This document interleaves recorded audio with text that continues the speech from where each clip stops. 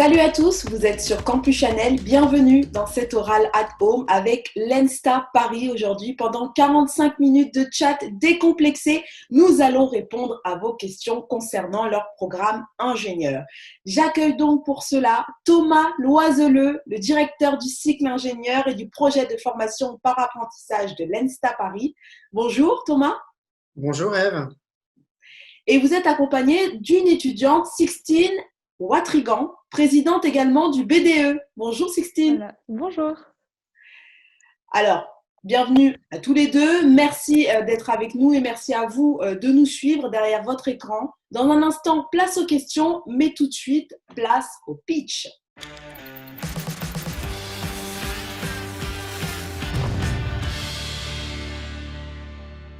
Alors, une minute chronométrée, Thomas, pour présenter un petit peu votre formation, nous faire un bon teasing. C'est parti, quand vous voulez. Bien, alors l'ENSTA Paris, c'est l'école de l'ingénierie des systèmes complexes, en particulier pour les secteurs du transport, de l'énergie, de la défense. Alors pour répondre à ces besoins, nous proposons une formation qui est très pluridisciplinaire. Alors pluridisciplinarité d'un côté, débouchés très variés, bien au-delà en fait de transport, énergie, défense. Et là, ce sont vraiment les éléments qui définissent ce qu'on peut appeler une école généraliste. Et c'est ce qu'est l'ENSTA, une pluridisciplinarité qui permet du coup d'interagir avec toutes les parties prenantes d'un projet, aussi bien sur des aspects techniques que non techniques et une compréhension d'enjeux sectoriels. Avec un positionnement original parmi les écoles d'ingénieurs généralistes avec une formation très scientifique. Un ingénieur ENSTA, avant tout, c'est un scientifique. Voilà, une école qui s'adapte depuis 1741, date de sa création, et qui s'adapte en permanence pour répondre aux besoins des entreprises et de la société d'une façon générale. Et qui s'adapte aussi parfaitement au chronomètre. Une minute pile. Bravo Thomas. On va rentrer dans le vif du sujet tout de suite en répondant aux questions. La première, j'aimerais savoir quelle gamme d'étudiants scientifiques recrutez-vous? Notre voie de recrutement principale, c'est le concours commun MINPON. Pour avoir une petite idée de la sélectivité sur le concours commun MINPON, les étudiants vont choisir en priorité, c'est vrai, les mines, les ponts. On a un recouvrement à peu près de 20 à 25% avec l'école des ponts. Et puis après, Télécom Paris, Supaéro et l'ENSTA ont un recrutement qui se recouvre totalement. Voilà. Après, sur nos écoles concurrentes, on va trouver, c'est vrai, du recouvrement aussi avec Centrale Supélec, mais qui globalement, c'est difficilement comparable parce que nous, on recrute, on a recruté l'année dernière 170 étudiants sur le concours commun MINPON. Voilà, je ne sais plus quel est le nombre d'étudiants recrutés par Centrale Supélec, mais il est au moins 2 fois plus important, 3 fois plus important. Alors j'imagine qu'il y a une forte sélectivité du coup. Donc du coup, la sélectivité est effectivement importante. On recrute également au travers sur de l'admission licence, donc admission sur titre. Là aussi, la sélectivité est assez importante.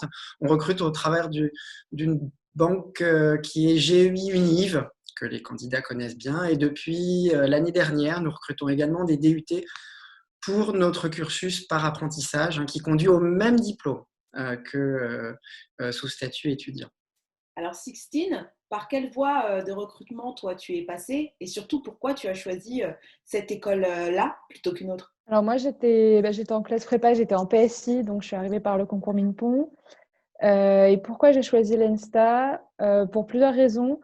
Le côté excellence académique, exigence scientifique, etc., qui est assez connu et commun aux écoles du concours MINPON. Une autre raison c'est que j'ai passé les oraux. Donc bon, cette année, ça sera un peu différent, mais moi, j'avais passé les oraux à l'ENSTA et j'avais adoré le campus, l'environnement général, etc. Et puis, j'ai des amis qui étaient en deuxième année et qui m'avaient pas mal vendu l'école, notamment la vie associative. Donc, c'était sur ces 3 points-là que je m'étais décidée. Et puis, un dernier, ça serait peut-être également le fait que je savais pas trop ce qui me plaisait comme domaine ou comme secteur pour bosser plus tard. Et donc, je savais qu'à l'ENSTA, prenais pas trop de risques et je me fermais pas de porte. Donc, il y avait ce point-là aussi qui était pas mal. Alors, Thomas, l'environnement, justement, parlons-en. Il est incroyable, hein, cet environnement dans lequel l'ENSTA est positionné. C'est un écosystème qui est extrêmement riche. C'est un des pôles scientifiques et technologiques les plus riches en France, sur ce plateau de Saclay, avec d'un côté l'université Paris-Saclay, de l'autre côté l'Institut Polytechnique de Paris que nous avons créé depuis un an, donc l'ENSTA, l'École Polytechnique, Télécom Paris, l'ENSA et Paris, Télécom Sud Paris, tout ça associé à HEC. Voilà, plus plein de centres de R&D d'entreprise, des centres de recherche, CNRS, INRIA, CEA, etc. C'est un environnement qui est d'une richesse incomparable en France. Hein. Donc ça, c'est pour les étudiants, pouvoir bénéficier de ça, c'est quand même assez exceptionnel. Je ne sais pas, Sixtine, ce que vous voulez en dire. Je pensais à ça, je pensais aussi juste d'un côté plus terre-à-terre au côté campus. On est tous logés autour de l'ENSTA, l'école est toute neuve, les logements aussi. Donc, il y avait aussi ce côté plus terre-à-terre de l'environnement. Les étudiants, en général, apprécient beaucoup le campus puisqu'on a déménagé en 2012 et on a beaucoup de chance. On a déménagé et en ayant d'abord des bâtiments neufs, mais également une résidence pour les étudiants. Ce qui fait que nous pouvons loger nos étudiants. Et ça, c'est un avantage énorme pour les étudiants. Et sont des studios de 18 à 20 mètres carrés qui reviennent aux étudiants à 200, une fois APL déduite, à 220 € par mois, je crois. Oui, c'est ça. Alors, j'ai une question sur la filière apprentissage. Bonjour, je voudrais en savoir plus sur votre filière apprentissage et notamment si c'est le même diplôme que pour les autres cursus. Alors oui, je l'ai dit tout à l'heure, effectivement, c'est exactement le même diplôme. Il y a par rapport à un cursus par apprentissage standard, ce qui nous différencie, c'est que nous proposons l'apprentissage sur la 2e et la 3e année. Donc les étudiants peuvent rentrer dans le cursus par apprentissage dès leur admission à l'école en première année. Pendant la première année, ils vont être préparés à la construction de leur projet professionnel, ils vont être accompagnés, ils vont être coachés pour la recherche des entreprises. Et on va les préparer vraiment pour l'insertion professionnelle également. Et donc, la partie alternance se fera en 2e et en 3e année, ce qui permet aux étudiants de bien construire leur projet. Et nous proposons des places dans toutes les voies d'admission de l'école, en MP, en PC, en PSI, en PT, en TSI, pour les licences, pour les DUT. Je crois que j'ai tout couvert. Donc, c'est effectivement le même diplôme avec un choix de cursus, par contre, qui est très structuré. Donc, on fait des choix au fur et à mesure du cursus de l'école. Ben là, en fait, les choix sont définis pour le cursus par apprentissage. Bonjour, l'administration de l'ENSTA coopère-t-elle vraiment avec les élèves pour la vie de campus, les conditions de travail et les stages double diplôme maths? Oui, je pense que c'est une évidence que oui, on est accompagné, on est suivi. C'est aussi un avantage d'avoir des petites promos, je pense. C'est que c'est à taille humaine, on a des liens forts avec les enseignants, on peut leur poser toutes les questions qu'on veut, on est accompagné, on est tout. Vous êtes combien par promo? On est alors dans ma promo, on est 180, on est autour de 200 par promo. Donc vous êtes 236 en 2e année. Ah oui, parce qu'il y a des internationaux qui arrivent pas mal en 2e année. Et en première année, on est moins du coup. Et c'est sympa, c'est un vrai atout pour moi, les petites promos. Rien que pour l'accompagnement académique. Donc, vous êtes vraiment accompagné au niveau des conditions de travail. Qu'est-ce que ça donne? Et notamment, suite à la situation que nous avons tous vécue, comment s'est passé pour toi et tes camarades la mise en place de l'enseignement à distance? Alors ça, c'était un travail énorme pour l'école parce qu'il fallait passer on a passé du jour au lendemain la totalité de tous nos cours à distance. Ça s'est très bien passé. C'est vrai que les élèves se rendent compte et voilà, c'est un travail monstrueux que de faire ça parce c'est un système auquel l'école n'est pas du tout habituée. Mais ça s'est très bien passé. On a tous eu des enseignants référents qui étaient là pour vérifier qu'on était suivis, qu'on ne lâchait pas. On a plein d'interlocuteurs. Ça paraît évident est une obligation, mais je sais que ce n'est pas forcément le cas. Nous, en tout cas, on est très bien suivis. Donc, à ce niveau-là, c'est important dans un parcours avec des cours scientifiques qui sont vraiment exigeants. C'est bien d'être offert, de se voir offrir ce suivi-là pour l'aspect académique de l'école. Thomas? Oui, on est resté alors deux aspects dans ce que vous soulignez. Il y a le premier aspect qui est suivi individuel.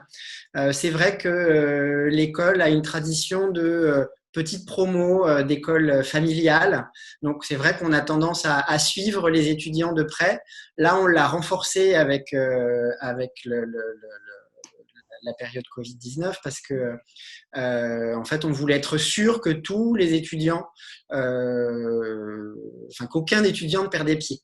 Donc voilà, on a demandé aux tuteurs de contacter chacun des étudiants quasiment toutes les semaines pour demander est-ce que ça va bien, quels sont les problèmes que vous rencontrez. Il y a des étudiants qui nous ont fait part de difficultés informatiques, on les a aidés pour acheter un ordinateur, par exemple. On a envoyé des clés 4G aussi à des étudiants qui avaient des difficultés de connexion.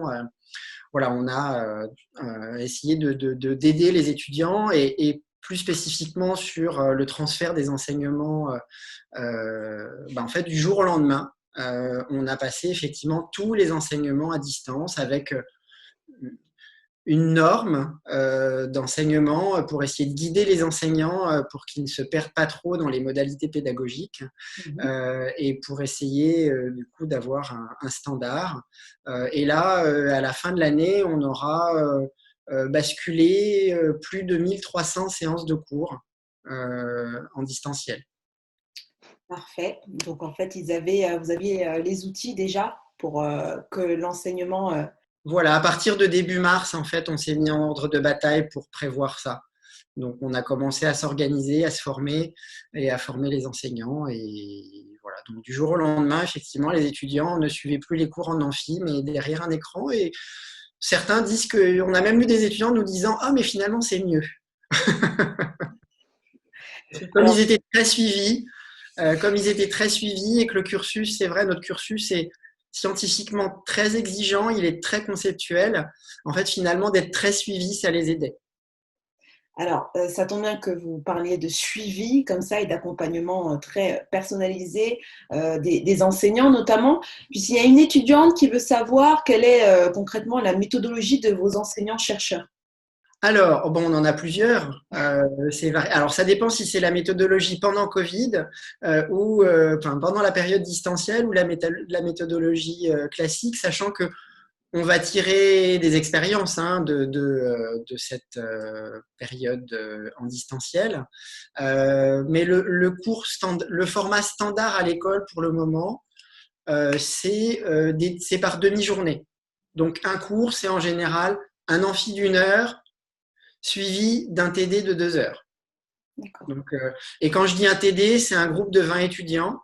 Voilà. Là, pendant la période Covid, ce qu'on a demandé, c'est que le cours soit capté, soit transmis aux étudiants 72 heures à l'avance, que l'étudiant regarde l'amphi, que le sujet du TD soit transmis, que soit transmis également une trame de corriger, que l'étudiant essaye de faire le TD et qu'en séance de TD en présentiel, en fait, le TD soit fait et qu'on puisse répondre à des questions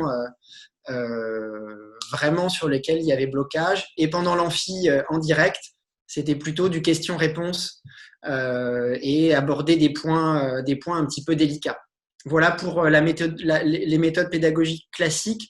La réalité, c'est qu'en fait, il y a aussi des méthodes par projet, il y a aussi de la classe inversée, il y a une diversité qui augmente au fur et à mesure qu'on avance dans les années.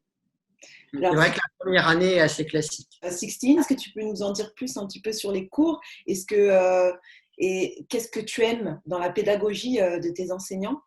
Qui revient souvent de la part des élèves en prépa, ce à quoi ça peut ressembler une semaine en école d'ingénieur, parce que c'est vrai que ça n'a rien à voir. Donc nous, on a pas mal de cours scientifiques, donc comme le disait Monsieur Loiselot, ça marche par bloc de 3 heures, etc. Moi, ce que j'aime beaucoup, c'est que on n'a pas l'impression de perdre en niveau scientifique, en niveau scolaire par rapport à la prépa. C'est vraiment, on continue à avancer, à progresser, que ce soit en maths, en physique, en info, etc. Donc ça, c'est assez satisfaisant et gratifiant que de continuer à progresser et de continuer à apprendre en sciences. Et à côté de ça, en même temps, on a plein d'autres cours. Moi, je suis étonnamment, je suis assez littéraire. J'aime bien les matières littéraires et on a la possibilité de prendre jusqu'à 3 langues, au moins 2. On a des cours de culture. Moi, j'ai fait de la géopolitique, par exemple. On a des cours d'économie. Donc, c'est vrai qu'on a vraiment ce socle scientifique qui est très fort et qui est dur. Enfin, moi, j'ai trouvé que c'était exigeant. Mais à côté de ça, on ne fait pas que ça. Donc, puis, il y a aussi le sport qui est obligatoire. On a plein d'infrastructures. Donc, le côté varié est vraiment plaisant. Donc, c'est pas incompatible. On peut aimer tout ce qui est littéraire et avoir comme ça une formation scientifique. Bah oui. Enfin, moi, c'est vrai que c'est mon cas. Après, c'est pas le cas de tout le monde. Mais au moins, si vous êtes profondément attiré par les matières scientifiques, les maths difficiles, la physique, la mécanique, etc., bah, vous ne serez pas déçus. Et c'est le cas de la plupart des élèves qui sont allés en prépa. Donc, On a effectivement tous les étudiants doivent suivre en première et deuxième année des enseignements dits de culture. J'ai pas en tête la liste des cours possibles, mais c'est extrêmement varié. Hein. Ça peut être de l'épistémologie, de la sociologie, de la géopolitique, la sociologie. Enfin, c'est extrêmement varié. Ce sont des cours qui sont assurés par en général des enseignants-chercheurs de ces domaines-là, donc qui ont d'habitude en phase 2 un public un peu plus averti, puisque ce sont des étudiants qui normalement suivent des cursus dans ces domaines-là. Et en fait, les profs d'abord reviennent avec plaisir parce qu'ils trouvent que nos étudiants ont du répondant et nos étudiants globalement aiment beaucoup ces cours. Je pense que si on vous annonçait que l'année prochaine, il n'y a plus de cours de culture en première et deuxième année, je crois que le BDE se ferait l'écho de la bronca au sein des étudiants. Comme quoi les enseignements culturels ne sont pas incompatibles avec les scientifiques, mais les clichés ont la dent dure. Donc, on va commencer par la première rubrique qui s'appelle les clichés.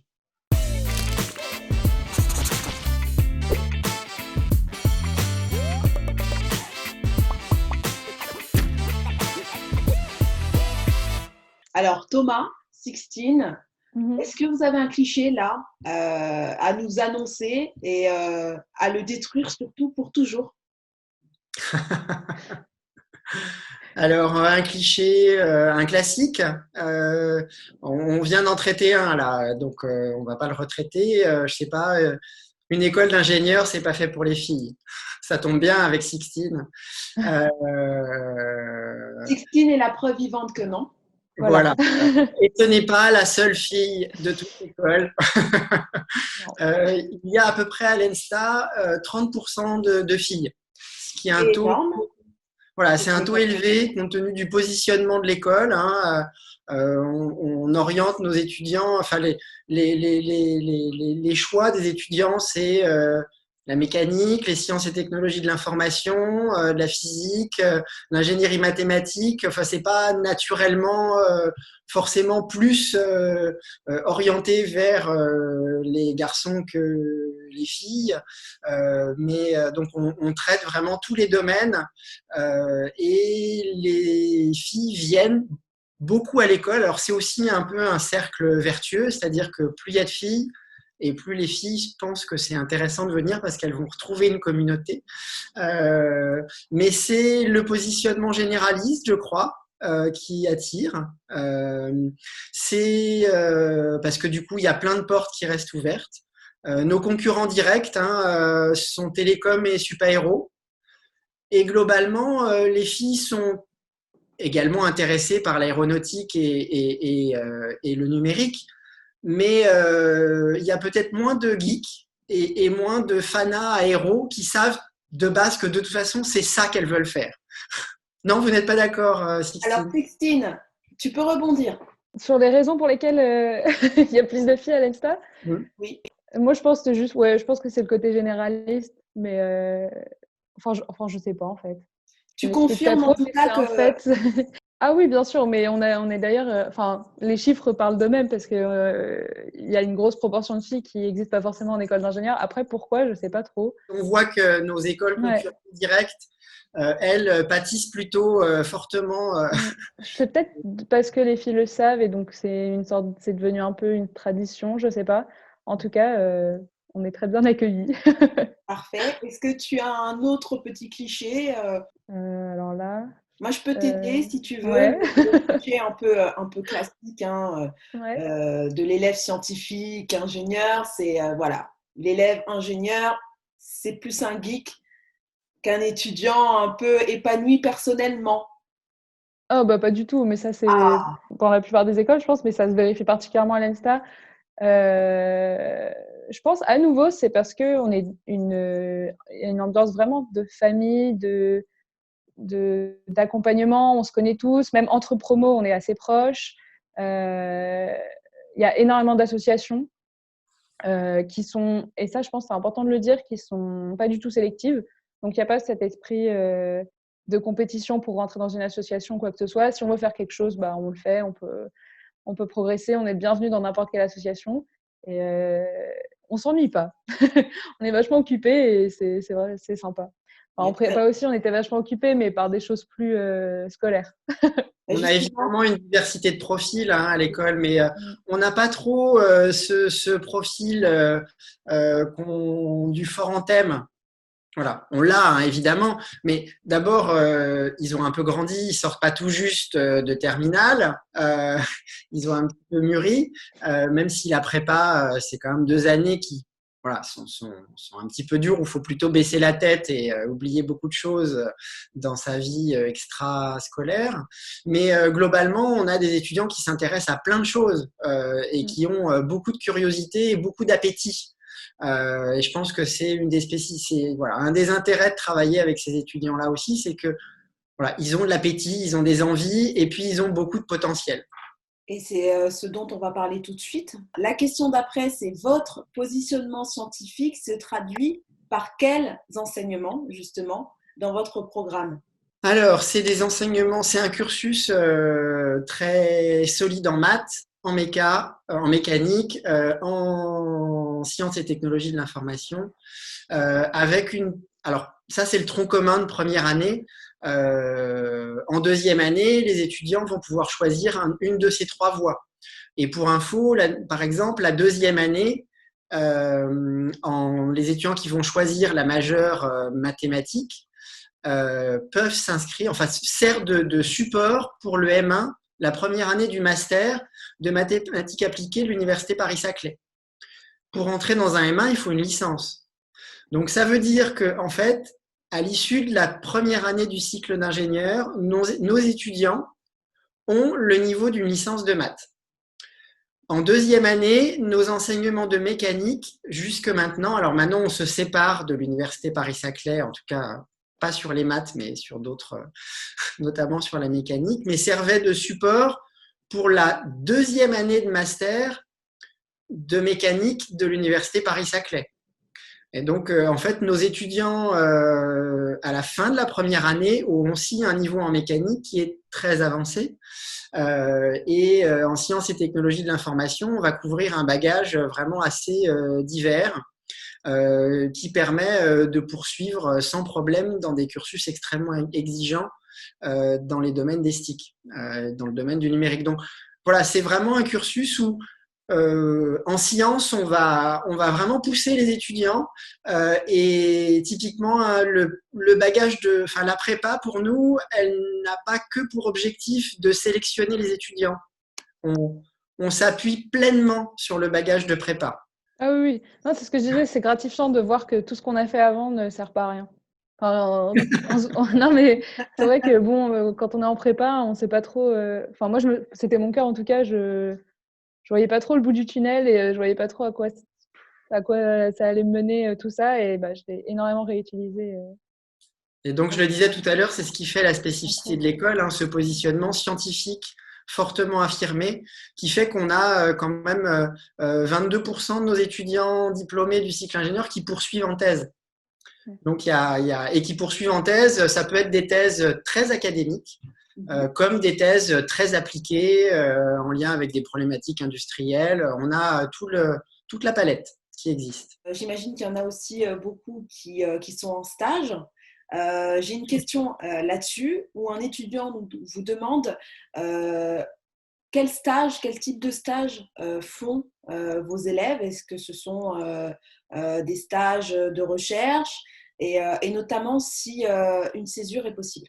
On propose un stage par an. Donc, chaque année, un stage. En première année, ce qu'on appelle un stage opérateur. Donc, c'est un stage où on est tout en bas de l'échelle hiérarchique. Et l'objectif, c'est vraiment de faire un stage de découverte du milieu industriel, de comprendre comment l'information circule, qu'est-ce que c'est d'être tout en bas de la chaîne, comment est-ce que ceux qui sont en haut, plus haut dans la chaîne doivent comprendre, enfin, impacte le travail de ceux qui sont en bas de la chaîne. Ça, c'est le stage de première année, 4 semaines. En deuxième année, stage de 12 semaines, stage de recherche obligatoirement. Donc, on revient au positionnement scientifique de l'école. Un stage de recherche.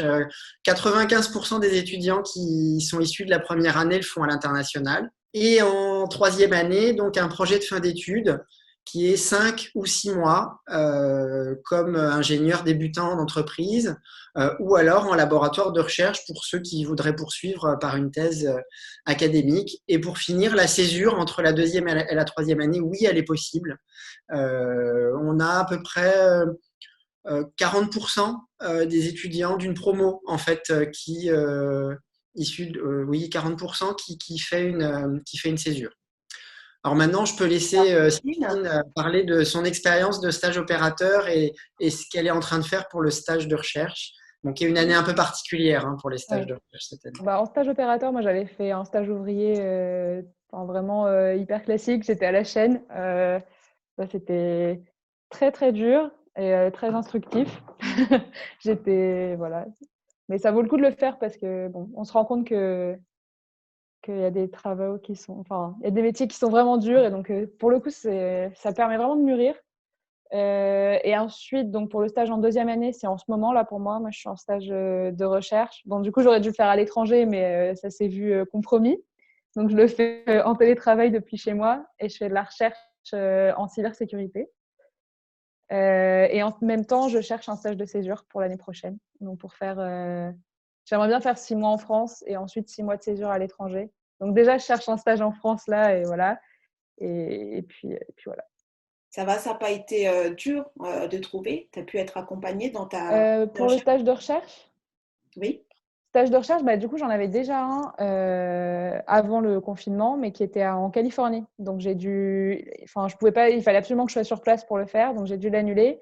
Et l'ENSTA m'a trouvé parce que c'était en mars-avril, c'était complètement impossible de trouver un stage en laboratoire ou en entreprise, un stage de recherche à ce moment-là, c'était impensable. Donc, l'ENSTA m'en a trouvé un. Et j'ai eu de la chance parce qu'il est absolument parfait. Enfin, moi, je suis en filière cybersécurité et j'ai un stage de recherche en cybersécurité, donc c'est vraiment top. J'apprends plein de trucs. Et c'est l'ENSA qui me l'a trouvé. J'en aurais pas. C'était un peu compliqué cette année. Donc voilà. Après la césure, je l'ai pas encore, mais je cherche activement. Alors, la question d'après concerne les métiers auxquels vous préparez. Formez-vous qu'au métier d'ingénieur système? Ingénieur système, ça couvre plein de réalités. Compte tenu c'est vrai que ça fait partie des objectifs et on prépare nos étudiants à pouvoir devenir ingénieur système. La réalité, c'est que on prépare nos étudiants à peu près, tous les métiers de l'ingénierie. On les prépare essentiellement à des postes, je dirais, en R&D, en bureau d'études. C'est vrai que l'ingénieur production, c'est pas le cœur de cible de l'école. Je pense que ça, c'est pas la façon dont est structurée la formation. En tout cas, on ne prépare pas spécifiquement à ces métiers-là, mais tous les métiers de la R&D et en gros, bureau d'études, c'est la cible de l'école, on va dire. Après, l'objectif, c'est de pouvoir piloter des projets, concevoir des systèmes et piloter ces systèmes. Ça, c'est l'objectif de cette formation qui est à la fois pluridisciplinaire et très généraliste. Alors, Sixtine nous a dit que l'école lui avait trouvé un stage facilement. Est-ce que c'est aussi facile pour vos diplômés de trouver un emploi à la sortie? Bah oui, je crois que c'est tous les diplômés trouvent un emploi, dans les 4 mois après leur sortie de l'école. Bah, globalement, il y a quand même une grosse demande d'ingénieurs, donc c'est pas du tout un souci et on est reconnu comme ayant un très, très bon niveau, technique, donc de la part des entreprises, donc c'est pas du tout un souci de trouver du boulot. Et puis on a aussi un côté, je pense que les élèves de l'ENSTA sont très solides donc techniquement, et puis on a aussi un côté, une formation un peu plus large de gestion de projet, d'esprit d'équipe, on fait un peu de droit, etc., qui peut donner un petit peu ça peut être un atout à notre profil vraiment technique. Donc voilà, donc c'est pas du tout, c'est pas du tout une inquiétude de la part des élèves que celle de pas trouver de boulot à la sortie en tout cas. Parfait. Et Alors, c'est bien que ce ne soit pas une inquiétude des étudiants. Nous, c'est une inquiétude, un élément qu'on a en tête en permanence. C'est-à-dire que Oui. nous, l'objectif, c'est de pouvoir faire en sorte que tous nos diplômés soient professionnellement insérés. Donc, c'est quelque chose auquel on est très vigilant.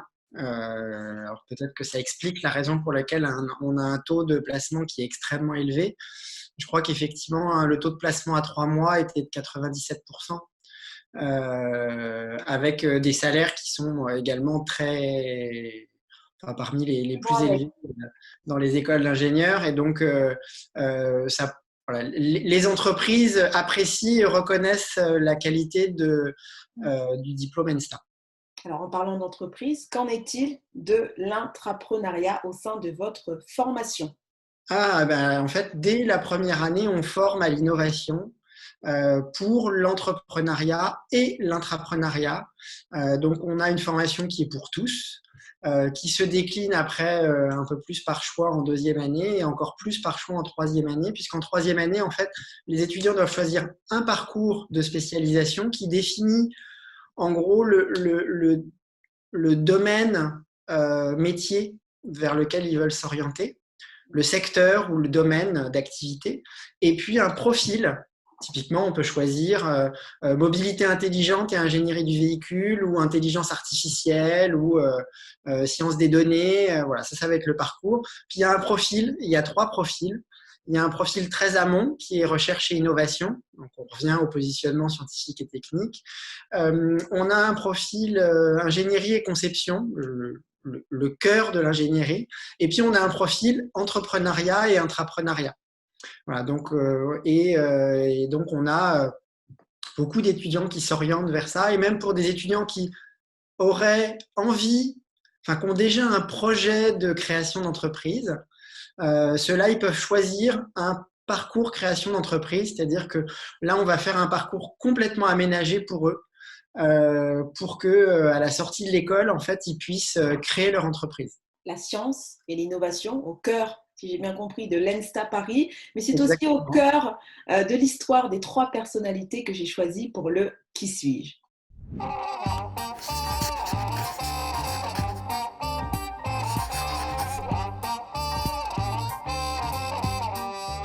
Trois personnalités choisies par mes soins qui ont peut-être un esprit, vous allez nous dire, similaire au vôtre ou au métier auquel vous préparez. Alors, je vais vous montrer les photos, vous allez les voir. Albert Einstein, je crois. La deuxième, c'est Thomas Edison.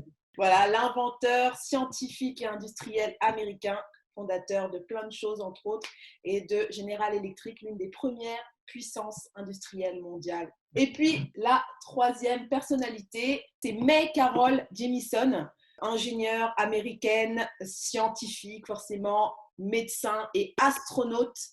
C'est la première afro-américaine de la NASA, la première femme noire à aller dans l'espace. Moi, je vais choisir Thomas Edison.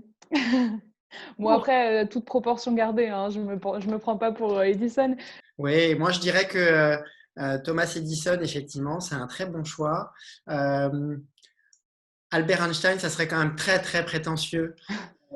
Déjà, Edison, c'est pas mal, hein. Voilà, déjà Edison, c'est pas mal. Et je trouve qu'en plus, une femme cosmonaute qui a des casquettes très diverses, je trouve que c'est assez intéressant pour faire le parallèle, toute Oui, proportion gardée. Les trois sont très brillants et je pense que les deux qu'on a choisis sont intéressants sur... alors, Einstein aussi, hein, en réalité, mais je pense que les deux autres sont des liens extrêmement forts entre science et applications technologiques.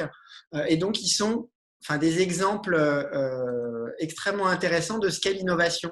Hein, de comment est-ce qu'on arrive à transformer des idées scientifiques en des applications finalement pour tous. Alors pour tous, aller dans l'espace, c'est pas forcément pour tous, mais il y a plein d'applications, il y a plein de choses qu'on développe pour l'aérospatiale qui finalement petit à petit irriguent notre société et les outils que tout à chacun finalement à un moment ou à un autre utilise.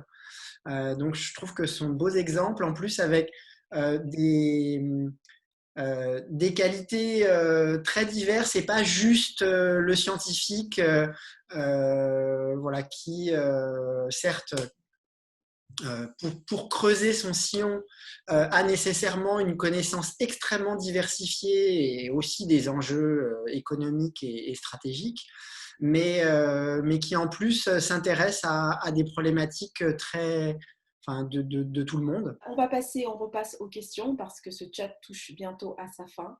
Donc, on va passer à une question très importante, n'est-ce pas, Sixtine? Que propose votre BDE? Comment est-il géré? Alors, en fait, on supervise un très, très grand nombre d'associations. Il y a une soixantaine d'associations. Alors, il y a vraiment des associations euh, pour tout. Vraiment, s'il y a quelque chose que vous aimez bien, a priori, votre heureux de bonheur. Et au pire, si ce n'est pas le cas, vous pouvez toujours créer une association en plus, il n'y a pas de problème. Et donc, il y a pas mal d'associations artistiques, il y a des associations d'événementiel, il y a de la voile, il y a des associations de cuisine. Enfin, il y a vraiment de tout. Après, je pense que globalement, dans chaque école, il y a énormément d'associations. Le petit plus de l'ENSTA, c'est que, comme j'ai déjà dit, on n'est pas beaucoup, donc on peut faire tout ce qu'on veut et on a accès à toutes les associations qu'on veut. Je veux dire, si vous voulez faire 10 associations, bon, c'est pas très raisonnable parce que c'est trop et vous n'aurez pas le temps de vous donner à fond dans tout, mais c'est possible sur le papier. Et les élèves, en moyenne, je ne sais pas combien ils font d'associations, mais je dirais au moins 4 chacun. Et, et c'est super de pouvoir s'investir comme ça dans plein de trucs, des projets hyper variés. Et en plus, c'est très concentré sur la première année. Mais moi, par exemple, je suis en deuxième année et je suis au BDE. Donc, ça continue, ça nous occupe. Donc, tout le monde peut y accéder, peut être, Ouais. voilà, selon Oui, il n'y a pas de l'année, sélection. Il y a pas peut être de... Si président vous du aimez la BDE, voile, vous pouvez venir à l'assaut de voile, il n'y a pas de souci. géré à 100% par les étudiants. Oui. Ah oui, il y a aucune. Après, on a besoin d'un soutien de l'administration sur certains points, les associations d'événementiel, les associations qui sont en relation avec des entreprises, par exemple. C'est bien d'avoir ce soutien et cette aide de l'administration. Mais ça reste quand même des projets à 100% étudiants, dans lesquels on est complètement libre et dont l'importance, et c'est quand même bien de le dire, je pense, dont l'importance est reconnue par l'administration. Ils se rendent compte des apports que ça peut nous donner personnellement, professionnellement. Même, ça nous fait mûrir d'une autre manière que les cours et ils en sont conscients. Donc, Alors, ce chat est terminé, mais vous aurez l'occasion de conclure comme il le faut avec le temps additionnel.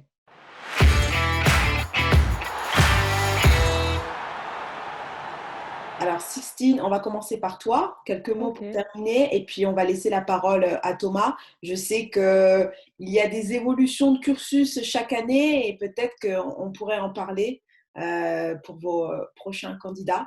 Sixtine, tu peux commencer, et puis on termine par Thomas. Oui, alors du coup, pour conclure, pourquoi aller à l'ENSTA? Des super cours variés et très scientifiques, des associations à ne plus savoir qu'en faire et finalement, la vie à l'ENSTA, c'est hyper intense entre les cours, les associations, la vie étudiante en général, le fait de vivre sur le campus avec donc ses copains tout le temps. Tout ça, ça crée une vie qui est très remplie, très intense. C'est déjà le cas pour vous en prépa, mais ça sera le cas aussi à l'ENSTA, mais différemment. Vous serez occupé par d'autres choses. Il y a aussi des super... Ah, je ne l'ai pas dit, mais je l'ajoute maintenant. On a des tonnes d'infrastructures sportives. Ça va du terrain de tennis au centre équestre, donc c'est vraiment super. Voilà. Et puis moi, je voulais dire bon courage aux élèves qui vont passer leurs écrits parce que vous avez une année qui est assez particulière et qui n'est pas facile, donc bon courage. Puis j'espère qu'on vous verra l'année prochaine. C'est gentil, Sixtine. Bel élan de solidarité, toujours. Thomas, à vous. Ben, je vais commencer par moi aussi souhaiter bon courage aux candidats parce que c'est vrai que passer des concours dans ces conditions, c'est quand même déjà c'est stressant ces concours pour les candidats, mais là les conditions sont quand même très très particulières et les concours en plus n'auront pas un format standard. Hein, on n'a pas d'euros. C'est quand même, pour les candidats, c'est une année un peu étrange, pour nous aussi, hein, évidemment.